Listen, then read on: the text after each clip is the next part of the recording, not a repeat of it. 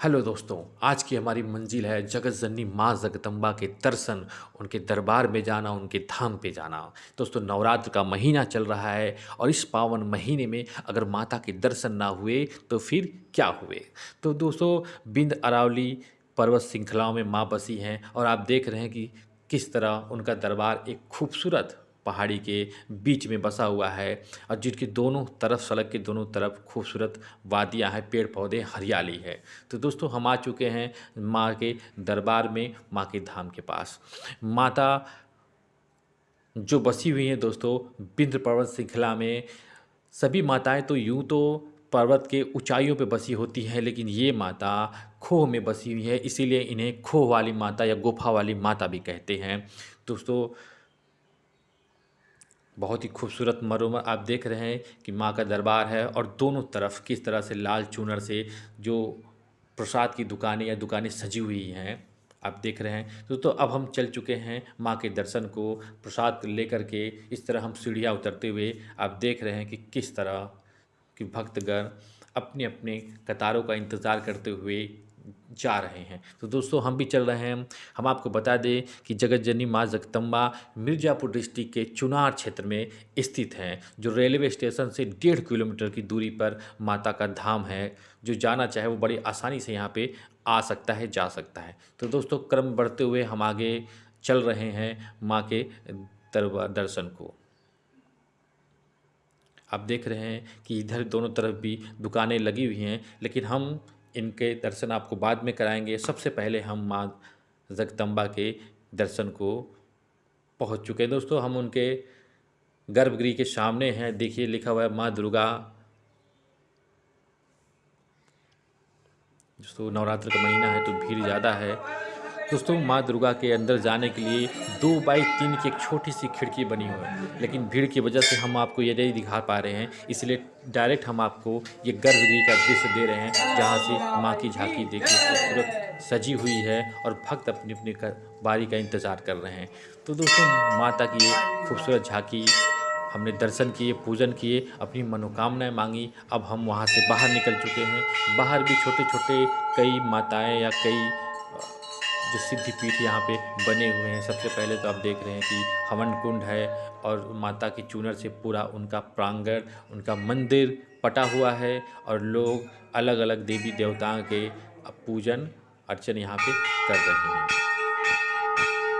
तो दोस्तों, जिनकी मन्नत होती है वो अपना हवन पूजन कर रहे हैं और जिनकी मन्नत नहीं होती है वो भी अपना मन्नत मांग रहे होते हैं और जो रीत सांग आदि चीज़ों से माँ का नैवेद्य करके, श्रृंगार करके पूजन कर रहे हैं। तो दोस्तों, पावन महीने में, नवरात्र के महीने में भीड़ थोड़ा यहाँ ज़्यादा होती है, बाकी समय में थोड़ी कम होती है, जिससे आसानी से माँ के दर्शन हो जाते हैं। आप ये देख रहे हैं कि यह हनुमान जी का यहाँ पे एक मंदिर विराजमान है, एक मूर्ति विराजमान है। बगल में शिव जी का मंदिर, एक शिवलिंग विराजमान है और भैरव बाबा का एक छोटा सा और भी मंदिर विराजमान है। तो ऐसे कई छोटे छोटे सारे इस मंदिर, इस प्रांगण में मतलब मूर्ति विस्थापित की गई है, ताकि कि भक्तों को किसी तरह की कोई तकलीफ़ ना हो। माँ के दर्शन के साथ साथ बाकी अन्य देवी देवताओं के भी दर्शन आपको या हमें आसानी से मिल सके।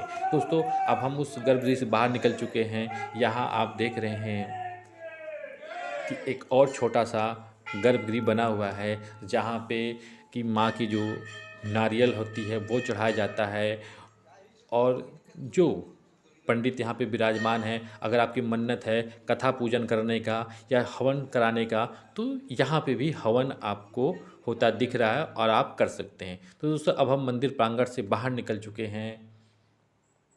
आप देख रहे हैं कि किस तरह हम निकल के आ रहे हैं।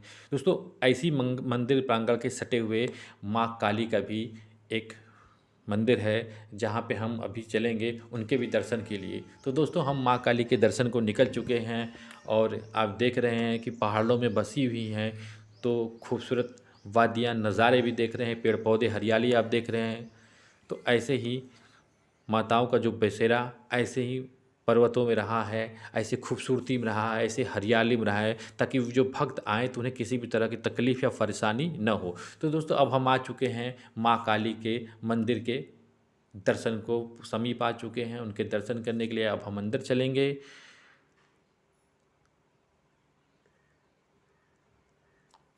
दोस्तों ये देख रहे हैं कि ये किस तरह से चूनर से माँ का श्रृंगार किया हुआ है या भक्तों ने अपने चढ़ावा चढ़ाए हुए हैं। यहाँ पे भी दोस्तों हवन कुंड बनाया गया है ताकि अगर माँ की जो मन्नत होती है यहाँ भी आप अपना हवन पूजन कर लीजिए।